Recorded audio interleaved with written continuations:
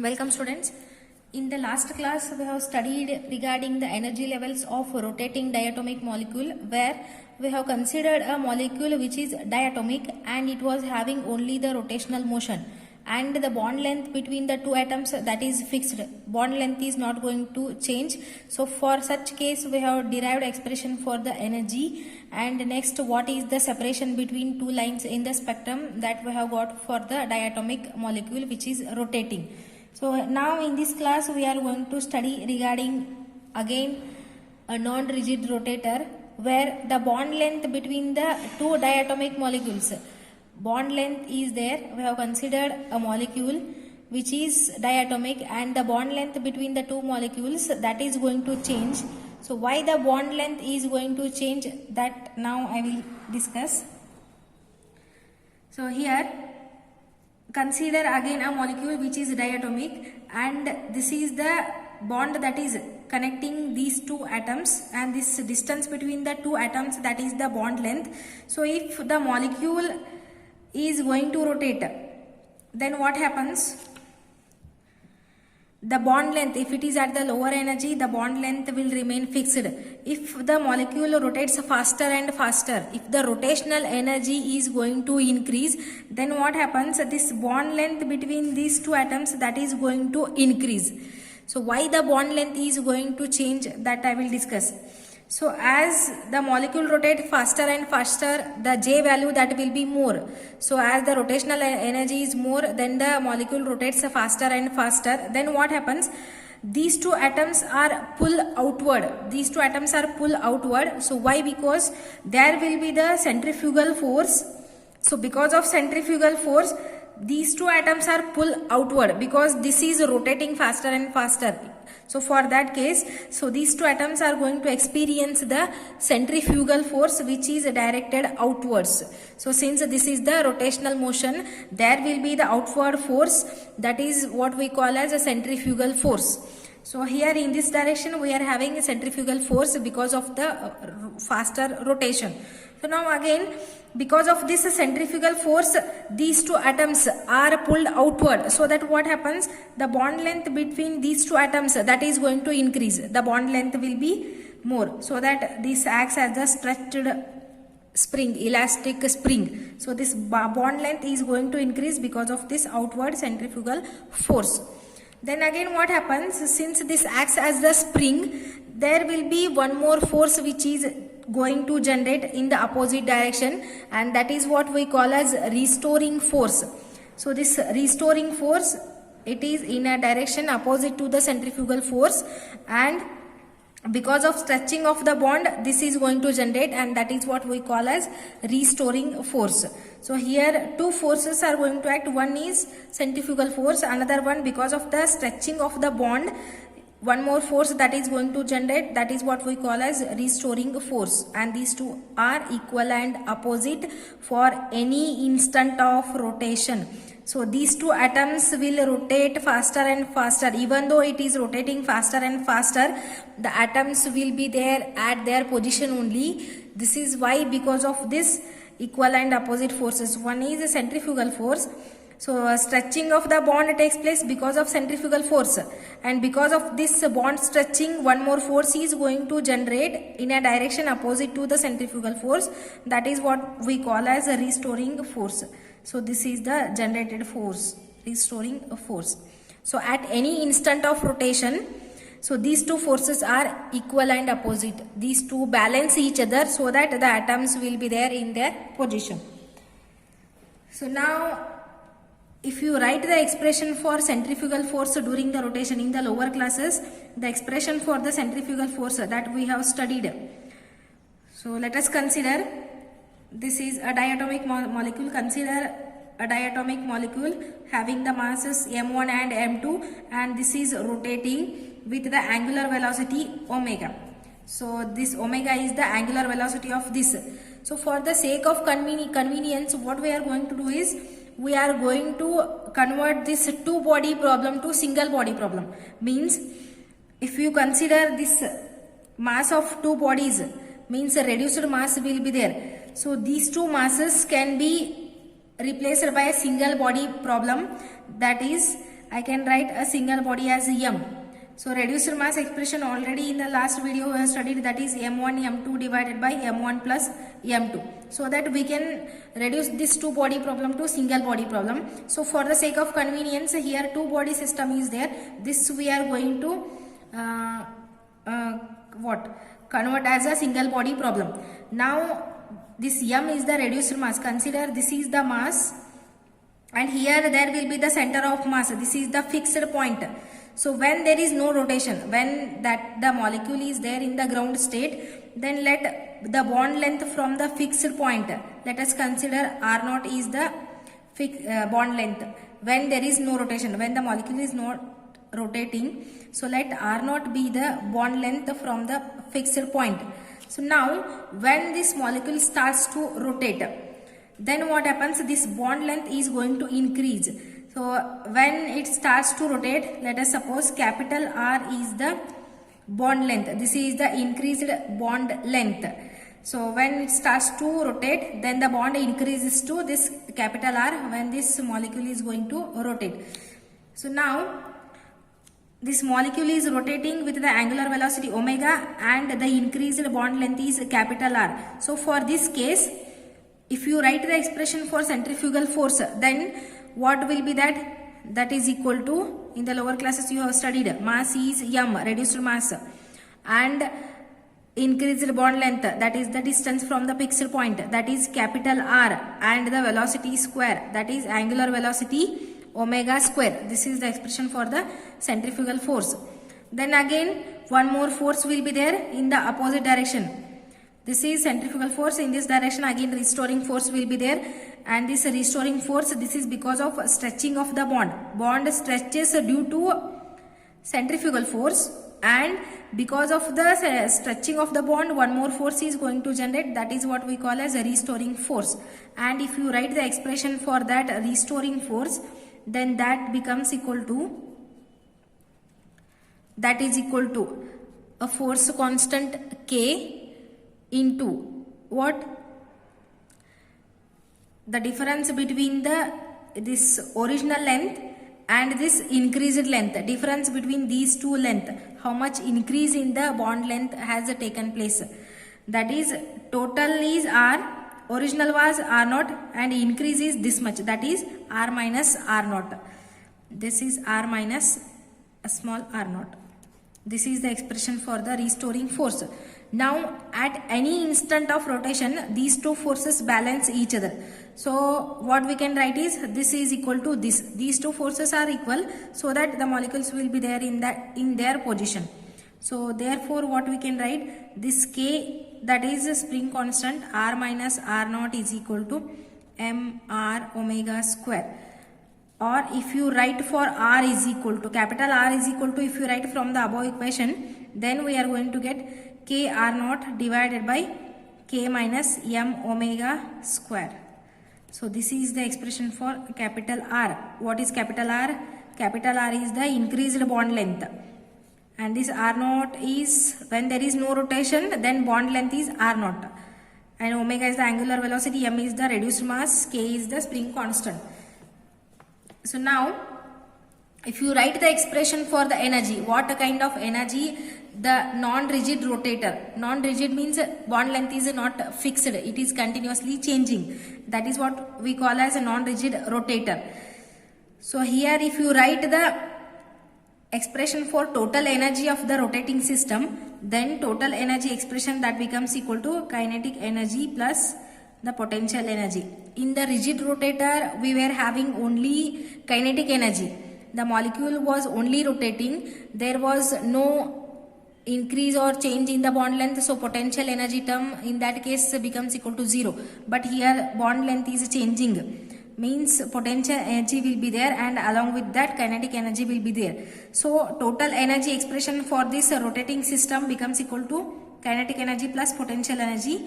So here from this what I can write, kinetic energy for the rotational motion, that becomes equal to half I omega square, where I is what? Moment of inertia, and omega is the angular velocity, plus expression for the potential energy, again this is half spring constant K and this is r minus r naught square. So this is expression for kinetic energy and this is expression for the potential energy. So now write the first term as it is, that is half I omega square as it is, plus now already we are having expression for what? This r minus r naught is equal to, from this expression what I can write, r minus r naught is equal to mr omega square divided by this k. So here in place of r minus r naught I am going to substitute this value. So what I am going to get, this half k as it is, and in place of r minus r naught I will write this mr omega square.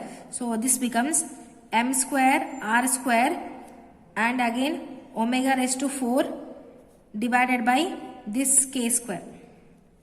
Square of this term, that is k square will be there. So now again write the first term as it is, half I omega square. Now what I am going to do is, in place of m I will write I by r square. In place of m I am going to substitute this I by r square. Why? Because we know that I is equal to, moment of inertia is equal to m r square. Therefore in place of this m I am going to substitute I by r square. So if we substitute that, what I am going to get is, this is a half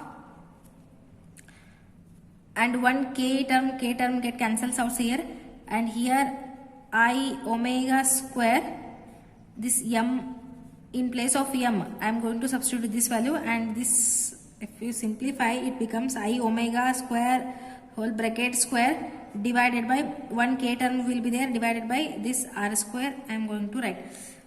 So this is how we get if you substitute m is equal to I by r square. And now again E is equal to half I omega square plus half k r square, you write as it is, and now you write this will be I omega square square. Only this k r square I have written. And now we know that L is equal to, if you write the expression for L, in the last video I have told what is this L. L is the angular momentum. So this L is equal to I omega expression is there. This is the angular momentum, that is equal to I moment of inertia into the angular velocity, and here omega is equal to what I can write, L divided by I. Now in place of this omega I am going to substitute this L by I. So what I am going to get is E is equal to this half, and here L square divided by I omega is there. I omega is nothing but what? Omega is equal to, if we substitute L by I, then I am going to get this half term as it is, L square divided by this I, L square divided by I, plus 1 by 2 k r square as it is, and now in place of this I omega whole square, L square divided by I, L square divided by I. In place of omega I am going to substitute L by I. We simplify that, L square divided by I whole square, this term. So we are going to get. Now in this expression, so what I am going to do is, in place of I am going to substitute m r square, because I is equal to m r square we know. So here you substitute I is equal to m r square. What I am going to get, that is 2m r square plus this L raised to 4 divided by 2k r square as it is, and I square it is there. So that is m square r raised to 4. This is m square r raised to 4. Up to this I hope you know. And next again what I am going to write, first term as it is, this L square divided by 2m r square plus L raised to 4 divided by this 2m square k as it is, and r raised to 6, because r square r raised to 4 it is there. So this becomes 2m square k r raised to 6. So now we have got expression for total energy of the rotating non-rigid diatomic molecule. This is the expression where this is sum of what? Kinetic energy and the potential energy. So now in the last class this is expression in terms of classical mechanics. So we have got expression for the kinetic energy and the potential energy according to the classical mechanics. Now this I need to convert to the quantum mechanics.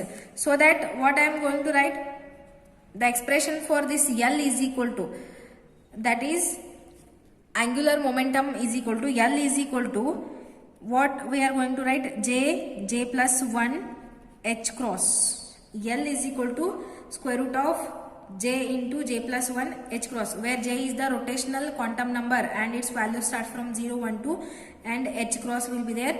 H cross is equal to H by 2 pi. So now you substitute in order to convert this classical system to this quantum system. So in place of L we are going to substitute this value, and if you write the expression for this energy, corrected energy, that is E is equal to, if you write, this becomes H cross square divided by these terms as it is, 2m r square as it is, and here J into J plus 1 will be there, plus again this L raised to 4 it is there, so this becomes H cross raised to 4 divided by this 2m square, this r raised to 6 into k as it is, and square of this term becomes J into J plus 1, and again square of that becomes J square J plus 1 whole square. So now we have converted this classical system to the quantum system by substituting the value of L in terms of rotational quantum number J is equal to.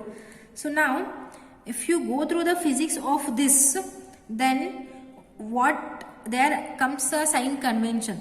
This term it is there, this is second term, this is related to the centrifugal force. This is related to centrifugal force. So this is earlier, means in the first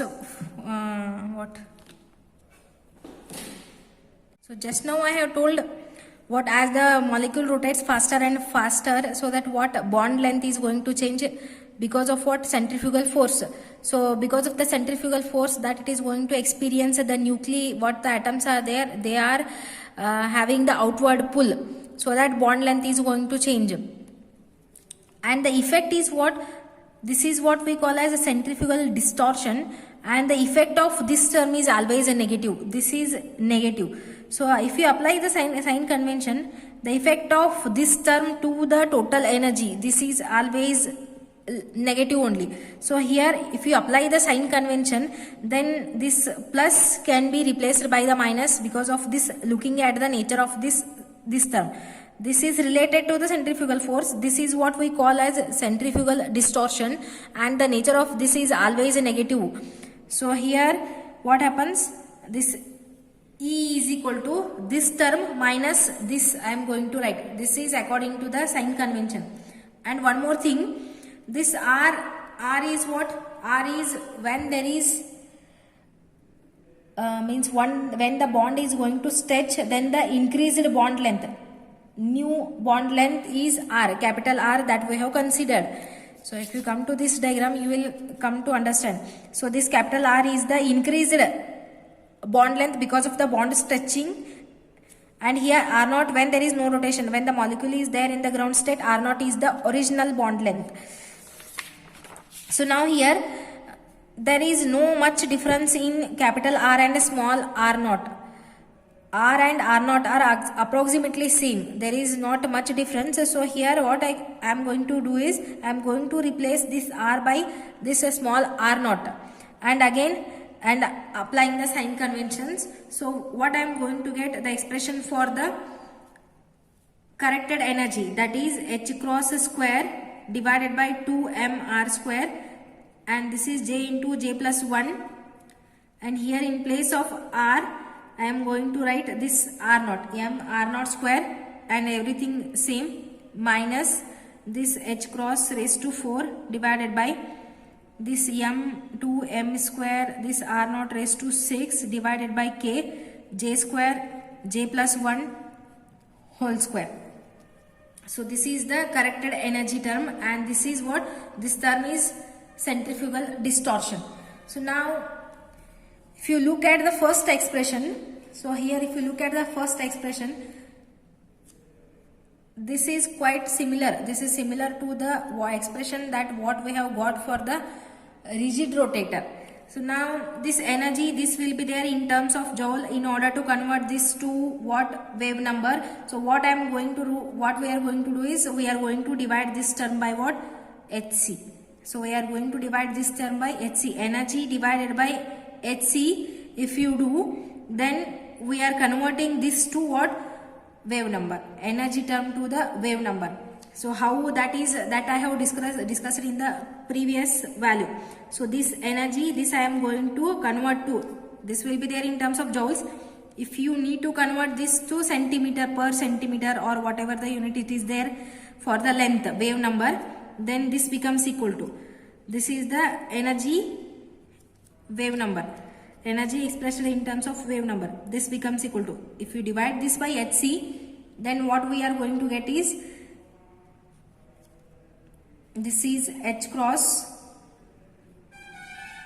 square divided by again 2 pi, this m r naught, again I will write as this I only, I c will be there, then again this term as it is j plus 1 minus then this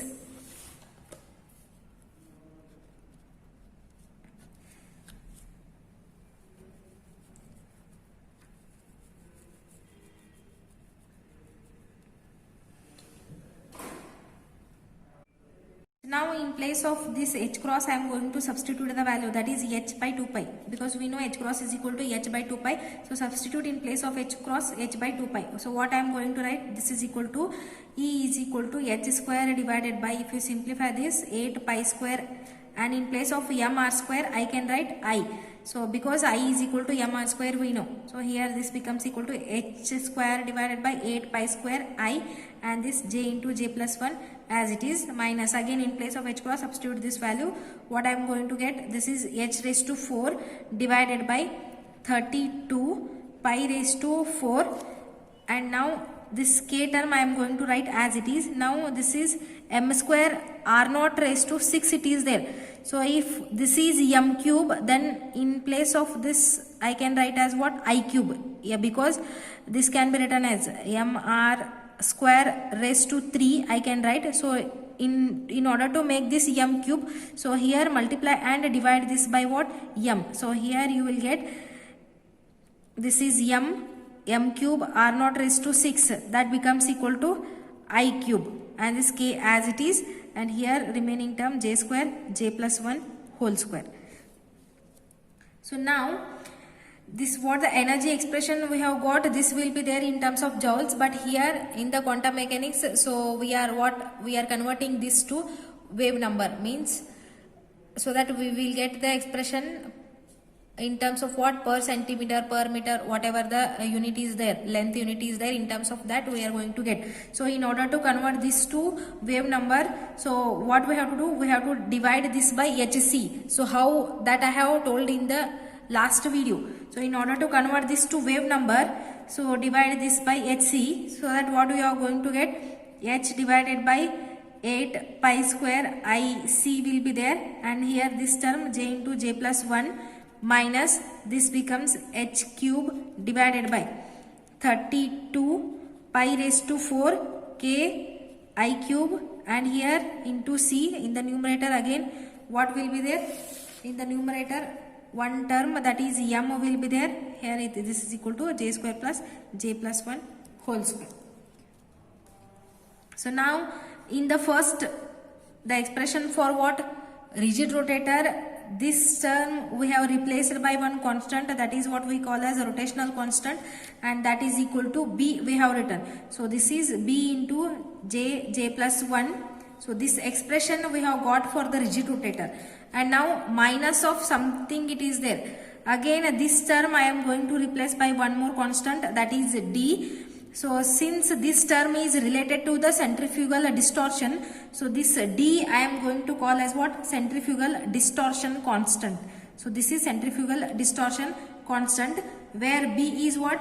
B we used to call for the rotational constant. So this is rotational constant, and this is the centrifugal distortion constant, and this remaining term as it is, that is j square j plus 1 whole square.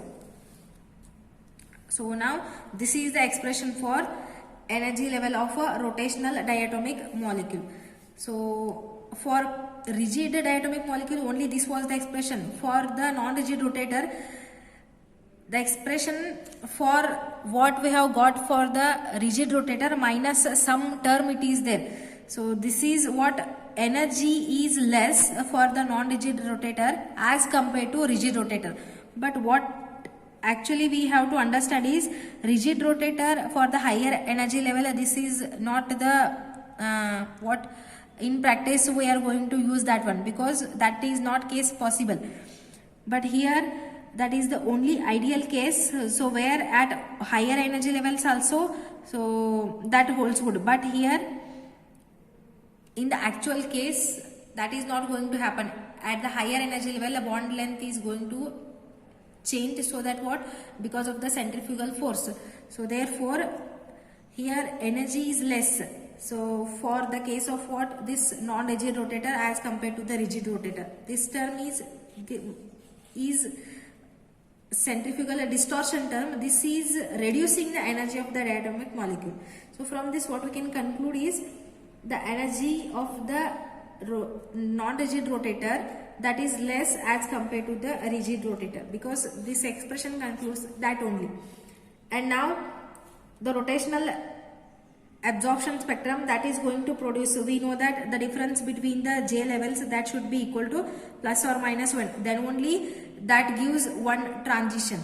So that what, that gives one line in the spectrum. Each transition of the molecule that gives one line in the spectrum, and that transition should be between the two corresponding J levels. Then only the difference between the J values that should be equal to either plus 1 or minus 1. Then only that gives what, one line in the spectrum. So now this I can replace by what, nu bar. This is the expression for the wave number. So if you find what, distance between two consecutive lines, means what, two lines we are going to get when there is a difference between the J value should be equal to what, plus or minus 1. If that is transition occurs from J plus 1 to J or J to J plus 1, if such a transition is there, then only it is the successful transition, and that leads to one line in the spectrum. So that if I write expression for the wave number difference, that is delta nu bar, if I write, then that is equal to what, nu bar for the J plus 1 line minus nu bar wave number for the Jth line. If you write, then that gives wave number difference, the difference between the two consecutive lines. So if we substitute values of this in place of J plus 1 and in place of again J, if you substitute, so what you are going to get, this is delta nu bar is equal to, first term as it is B will be there. First if you substitute for J is equal to J plus 1, here J is equal to J plus 1, if you substitute, what you are going to get, B term as it is, J plus 1 is there, already J plus 1 is there. If you substitute in place of J plus 1, this becomes equal to J plus 2, right, minus what, again in place of this, if you write this J term as it is, and here J plus 1 will be there, minus next D term, and here in place of J plus 1 if you write, already J plus 1 is there, so this becomes equal to J plus 2 whole square, minus again in place of this J only J square, so this is J plus 1 whole square. So what I have done here is, only in place of J, first I have written J plus 1 minus, and again for this J as it is, for the J value, difference for this B value once, and again for this J plus 1 to J, this is for the Dth level. If we simplify this, what we are going to get, 2B J plus 1 minus 4D J plus 1 whole cube. This will be there in terms of per meter. So this is the wave number difference between the two consecutive J levels.